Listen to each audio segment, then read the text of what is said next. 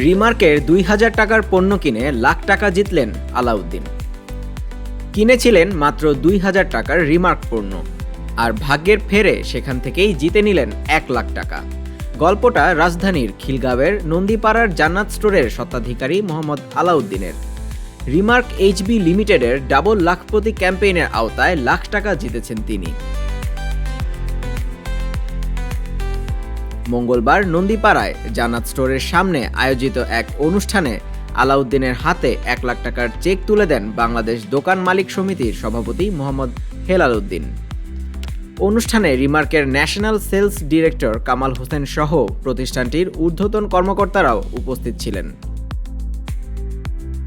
তিনি বলেন, এ ধরনের উদ্যোগ ব্যবসায়ীদের সঙ্গে রিমার্কের সম্পর্ক আরও শক্তিশালী করবে।